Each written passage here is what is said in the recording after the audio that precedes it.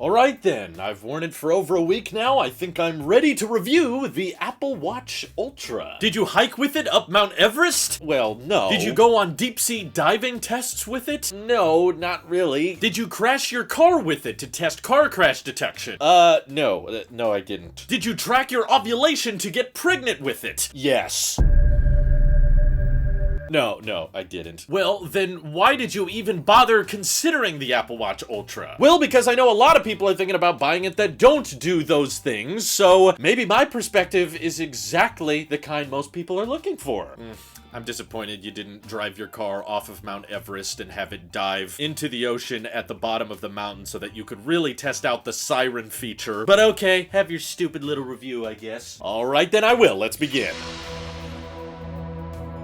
So I've been an average Apple Watch enjoyer since the first generation Apple Watch, and I was very much looking forward to testing the Apple Watch Ultra even though I was not an adventurer or a mountain climber or a diver or anything. I wanted to see if there were any advantages or any benefits to someone who doesn't do all of those adventurous things buying an Apple Watch Ultra, because quite frankly, the best thing about this watch has to be the price. It was so much cheaper than I was expecting. All of our price predictions were way off, which is pretty rare for us with Apple. They usually end up costing more than we think, but you can get a larger display, a titanium chassis, double the battery life, an action button, the dual GPS frequencies, the siren mode, and all of the advantages that come with the Apple Watch Ultra, of course. A lot of people probably are wondering to themselves, well, why shouldn't you get the Ultra? Why would anybody buy the stainless steel Apple Watches at this point if the Ultra is supposed to be so much better in every objective way? Well, I've been wearing it for well over a week now, and I've discovered some potential downsides that you may run into because of the way it's designed, even though I still agree this is a great watch. There is a huge demographic of people that should buy this. There's people in my personal life I've already recommended get an Apple Watch Ultra simply because it is by far the most durable Apple Watch to ever exist. And for many people out there, this is very important. The battery life is by far the best I've ever seen in an Apple Watch. And for a lot of people, those non-Apple watches out there that have great battery lives are just so insanely compromised on. They don't have the fluidity and responsiveness that we're used to with an Apple Watch, and even though I know there's other watches out there that will last months or years at a time, they don't do what this watch can do. So I understand why battery life is so important to a lot of people out there, and for those two reasons alone, this is a great buy, even ignoring all of the additional added features they baked into this thing. But you may be asking yourself, why does Drew not necessarily love the Apple Watch Ultra's design? Ever since they unveiled it, I did find it kind of ugly. I did find it kind of chonk, but I wasn't trying to say ugly in a bad way, like it's intentional design, it's brutalism. I honestly think it looks so much better in the cold, in a blizzard, when people are wearing it in rugged circumstances. I think it looks appropriate in those scenarios, but I don't find myself in those scenarios. And as soon as I put the Ultra on, I'm impressed by how light it is. It's not a super heavy watch, but I wrapped up the live stream and I headed out to the living room and immediately bumped the Ultra against the door frame. So it does protrude and stand out a lot more from your wrist than a typical Apple Watch does, because it's quite chonk. And when you're not used to having such a chonk watch strapped to your wrist all the time, I found myself more prone to bumping it into things and scratching it alongside the edges of door frames or trim or walls or what have you. Again, not a reason to not buy the watch at all. I got used to it pretty quickly. I accommodated for it, and now I haven't bumped it into anything. But if you're the kind of person that notices when you put on a particular jacket or a coat, and those jackets or coats have kind of tight sleeves on them, and sometimes that gets caught on your watch, it will absolutely get caught on the Apple Watch Ultra a lot more regularly than an older Apple Watch would, because for one, the older watches are just a lot more rounded off, and this has a lot more of a square, sharp design that honestly I picked up on right away. As soon as I started using it as my daily watch, I picked up that, you know, a lot of the time I'm swiping between watch faces back and forth because there's certain animations in watchOS that only work when you go from all the way to the edge of the display. Similarly with like Control Center and stuff, you have to swipe up to get those options to arise, and because the titanium lifts alongside the glass, you feel that sharp titanium when you're swiping your finger side to side or up and down. It cuts into the hand kind of similarly to the MacBook display lid opener points that are fairly sharp. It's a lot sharper than what I'm used to my watch being. So again, not a deal breaker, it's just a slight downgrade I noticed, and I found myself a bit more frustrated with the digital crown, which again, I'm I'm sure is optimized for a certain use case. It's probably better for people with gloves. It's better when you're out in the field or taking it on mountain climbs or whatever, but this crown guard, while protective, I'm sure, makes it so that it's not as easy to move the digital crown, in my opinion. I found myself constantly trying to adjust the digital crown from kind of this top portion, which I'm used to doing with my Series 7, but now that there's a crown guard there, I cannot adjust the digital crown from this angle. I have to remind myself, oh wait, I gotta make sure my finger stays right here. And there's also not very much travel with the digital crown, which can be a little bit unsatisfying when you jump to the home screen. It's like, is that click all the way down or not? It's kind of hard to tell if it's supposed to be that way or not, but yeah, the digital crown is just a little bit harder to grab into, in my opinion. But a lot of this comes down to personal preference and what we're used to. But when I was first getting the Apple Watch Ultra, I was not super pumped for the updated design, but I do always want to get the biggest display possible on my Apple Watch, and I knew this was a 49 millimeter, so I was excited to see how big this screen would look on my wrist. And once I put it on there, I realized that because of the flat display and because the chassis is so beefed up for durability and the bezel itself is honestly quite thick, it's not actually that much bigger than the Series 7. In fact, because Apple wanted to prioritize backwards compatibility with the watch bands, which is good, so I can take the same watch band that was on my Series 7 and pop it on the Apple Watch Ultra, even though it's a 49 millimeter watch, you're not actually getting more screen real estate. Even though I know the resolution is technically higher, and if we measure them up to each other, the Apple Watch Ultra technically has a bigger display. But because they curve in the corners so much, which was first brought to my attention by Daniel Holloway, if you put the text on the smallest setting on a Series 7 versus an Apple Watch Ultra, you're not getting more text. You're not really getting more information on this display. I get it. That was not the intended purpose. It is not catering towards people who are trying to have more information on the Apple Watch display. It's just a little bit maybe deceptive is the word to say that this is a bigger display when in reality, yes, it's technically bigger, but those corners eat into the legitimate content that you want to read or look at on the screen. So it should be mentioned that this is probably a skewed perspective because I'm coming from a Series 7. If you're upgrading from a Series 6 or older, yes, this will absolutely feel like a much larger display. It's a larger watch in general, but you're going to get the QWERTY keyboard, which was not available on the Series 6 or older, or even the Apple Watch SE 2. So if you're coming from an older Apple Watch and upgrading to the Ultra, yes, it will still feel like a pretty massive upgrade. The bezels I don't think are going to bother you that much. I've just been spoiled by my Series 7, which has incredibly razor thin bezels, and the display still feels quite massive because it's almost the exact same size as the Ultra, but the chassis has just been slimmed down substantially. I did appreciate the added brightness though. That's a good reason to get the Ultra over any other Apple Watch in the past, as this can go up to 2000 nits, which I also found very useful when I was using it as a flashlight. I was doing some plumbing on our house not too long ago, and I used the Ultra as a light so I could see everything, which I didn't have to hold a flashlight or try to mount my iPhone in a specific way, so that I found particularly useful. And even though I've been hard on it and accidentally brushing it against things and banging it into walls and stuff, not a single dent, not a single scuff anywhere to be seen on this thing. So the durability is much appreciated, and yes, in the whole time of me testing this Apple Watch, I've charged it to full twice, which says a lot about how good the battery life is. So the first test, I charged it to 100% on a Monday morning, took it off the charger at around 6:28 in the morning, and I didn't take off the watch all time that week, and it didn't die until Thursday evening at around 6:30 p.m. So roughly 48 hours of battery life. It's probably a little bit unfair because I did turn off always on display. I'm just not a fan of that, but basically I don't think Apple's lying when they say that the battery life of the Ultra on average is about 36 hours. Ultimately, it's going to depend on what you're doing and where you are. That will influence battery life, like if you're on cellular, or if you're talking on the phone a lot, or if you're tracking workouts, which I was using my watch, like I normally do. I was responding to text, checking email, using it as a flashlight. So I don't think I was going easy on my watch by any means, but I restarted the test Friday morning and took it off the charger then, and I wore it all day Friday and the entire weekend, and I'm recording this currently on a Tuesday in the afternoon, and it still is not dead yet. And this time I had it on low power mode because I wanted to see if that would make it last a bit longer, and it is a little bit longer. I think we're stretching into 4.5 days because it's afternoon and I'm at 2%, so it's gonna die probably any minute here. But the fact that it lasted from Friday morning till Tuesday afternoon is pretty dang impressive for an Apple Watch. But ultimately that's only gonna be 10 hours or so longer than not having low power mode on. So my theory is that the biggest battery savings recurring tactic that low power mode activates is just turning off the always on display, because really the only difference between my first battery test and the second one was it wasn't passively checking like my heart rate or my blood oxygen levels, which I really don't think uses that much power compared to AOD. So the battery life is good, and I think it's fair to roughly say that the Apple Watch Ultra has about twice the battery life of the Apple Watch Series 8, which is amazing. And it's basically like a home run, no-brainer choice if you like this design. Some people love it, some people find it a bit chunky, and I find myself finding it a bit more dated looking. It feels kind of like an Apple Watch prototype because of how bulky it is. The extra button, which I'm sure is good for deep sea divers, good for people running marathons and stuff, but for my workouts and for my lifestyle, I just couldn't find any reason to have the action button there. I just have it set as a stopwatch because occasionally I need to time things, but really that extra button does very little for me. And every time I glance back at my Apple Watch Series 7 resting at my desk the past week, I keep going, ooh, that is a clean looking watch, and I'm kind of excited to try it on again. Even though the battery life is not as good, I have done sleep tracking in the past and haven't found it too insightful or useful for me, so I don't mind charging my watch every night. That's not a deal breaker, and since I like to have always on display turned off, my Series 7 usually easily can last 2 days on a charge. Once I start using low power mode, maybe I could stretch that to 3, but either way, the added battery life is not too necessary for me. Honestly, I kind of prefer taking my watch off when I go to bed, especially when you're sleeping with a watch this large. It's kind of noticeable, and if you're sleeping with a partner, you know, you can move your arm over and they can feel that scratch of the sharp titanium around the display. It kind of stands out. It kind of protrudes. So there is a market for this, and I think a lot of people are going to enjoy theirs. I think this absolutely serves a way bigger market than the Apple Watch Editions did. Just a more expensive watch that's made out of a slightly nicer material, and it has way better functionality. It has the brighter display, the better buttons, the much better battery life, the better speakers. So it's honestly a great choice for a lot of people out there, but for me, I guess as a casual watch wearer, it really comes down more to the design, how elegant it is, how big the display is, how much information it can show, and how seamlessly and quietly the watch can integrate itself into my life. And I guess for me, the Series 7 just fits that better. It's still a very durable watch. You know, as durable as this is, I have the sapphire infused glass on my Series 7, and there is not a single scratch or scuff on that design. I love it. I think it looks gorgeous, and while the Ultra is cool looking, and I can say I kind of got comfortable with the design, I still never fell in love with the design. It is like practicality over aesthetics, which some people prefer, you know? I would compare this to like the Cybertruck of watches, except this watch actually exists, but it's all about function over form, and it costs a bit more, but you get a lot more out of it. You get better range, you get more utility, but for the reasons that I work from home and don't go on crazy mountain hikes or do deep sea diving, the Series 7 just fits my lifestyle better. So I'm not keeping this one, but I still think this is a fantastic watch with a very large demographic of people. And I think if you like the design, then all the better to you. There is now a great watch for you to choose from that's not too expensive and has great battery life. So I really genuinely hope everybody out there who got their Apple Watch Ultras or is waiting on their Ultras enjoys theirs, because having great battery life on a watch is genuinely going to pay off, because it means as the battery degrades over time, it won't impact your day-to-day so much. So you could probably hold on to an Apple Watch Ultra for much, much longer than you could a regular Apple Watch, because the battery health is going to degrade faster on that smaller battery, and then you're going to need to replace it within 4 to 5 years. Whereas this, I bet a lot of people could get by with like stretching to 7, 8 years before the battery can't get you through a single day. All the more reason to opt for the Ultra if you are one of those power-hungry watch users out there. But I hope my insight provided a lot of usefulness to you guys. This is your Apple Sheep here, and I will see you all in the next one.